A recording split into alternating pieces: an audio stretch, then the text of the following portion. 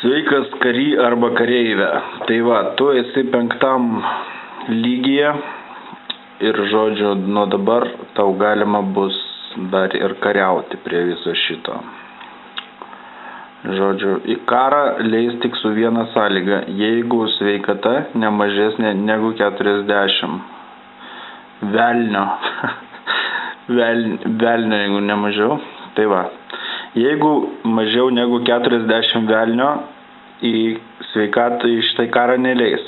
Kaip pakelt velnę? Yra 2 būdai. Vienas būdas, eini perki į marketplace'ą brangų maistą. Pavyzdžiui, kaip bulka, bet 3 žvaigždučių arba 5 žvaigždučių. Žiūrint, kokią bulką nupirksi. Jeigu nupirksi 3 žvaigždučių, tai kada tu ją kai susimaitinsi, jinai tau pakils 3. Jeigu nupirksi 5 žvaigždučių bulką, jinai aišku brangesnė gerokai, bet pakils iškart 5 ir taip kasdieną gali kilti, žodžiu. Antras būdas, kaip velnę pasididinti. Perki, pavyzdžiui, dovanėlę. Dovanėlę perki irgi lyginai taip pat, kuo didesnis lygis, tuo daugiau velnio didės. Tarkim, perki 2 lygio dovanėlę, 1 arba 2, nupirkai tas dovanėlės, jos čia išsisaugo, tada ieškai, pavyzdžiui, manęs, Edas 1, aš dabar kaip pavyzdį rodysiu ant savo draugo Dariaus. Va, tarkim, susirandi savo draugą, užeini į jo anketą ir paspaudi donate. Offer yra dovanoti, o donate yra šitagi perduoti.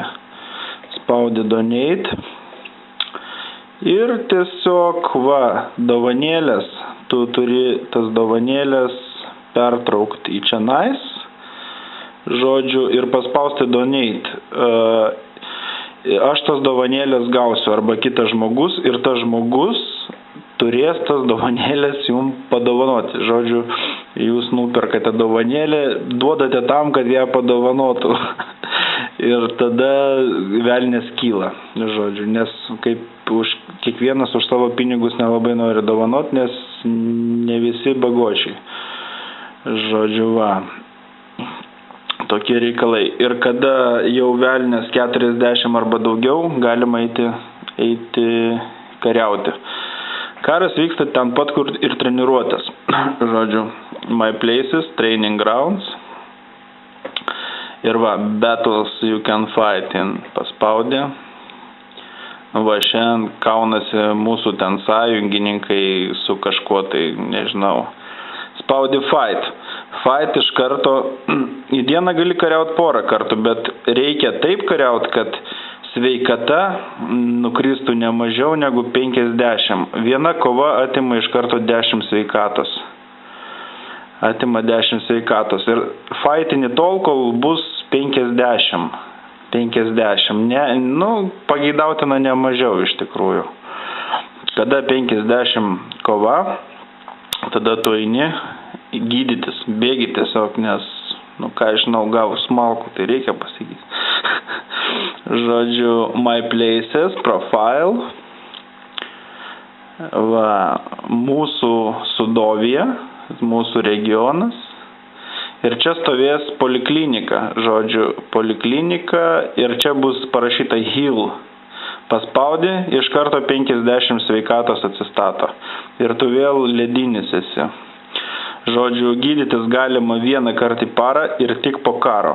Šiaip jeigu ateisi nesveikas, niekam tu neįdomus. Tu turi būtinai būti sudalyvavęs mūšyje.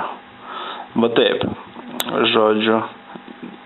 Ir ten tie taškai jau pradės experience po kiekvienos kovos, vis po 2 jau po to lygiai pradeda eiti. Bet ne tame esmė.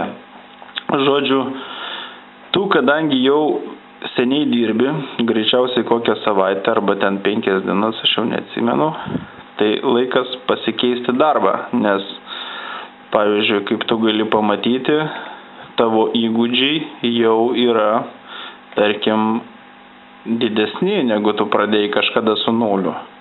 O pas mane, pavyzdžiui, 3,6. Aš nusipelnęs esu geresnio darbo negu dirbu kažkokį tai ten, tarkim, žodžiu, eini į savo darbovietę seną, atsisakai nafik, žodžiu, resign paspaudi ir tada eini ieškoti naujo darbo. Bet šį kartą, jeigu tu buvai kažkada aš amatininkas, tu žemdirbys, ieškai žemdirbio ir tarkim, 3 levelio ir jau nelitą gausi pinigų, o 3,75, oho. Ir spaudė apply ir tu jau naujam darbe.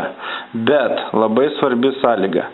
Į darbą eiti reikia, kad sveikatos būtų ne mažiau negu 90, nes kitaip tu esi visiškai neproduktyvus darbuotojas ir joks darbdavys tavęs ilgai nelaikys, nes tu neši nuostolį įmoniai. O kad būtų 90, reikia sudalyvauti kare tiek, kad nukristų iki 50 arba iki 40 kažkiek ir tada bėgti pasigydyti. Arba pirkti brangų maistą, arba pirkti dovanas ir kažkas tau jas padovanotų. Variantų N, sugalvosi pats. Viskas, kol kas tiek.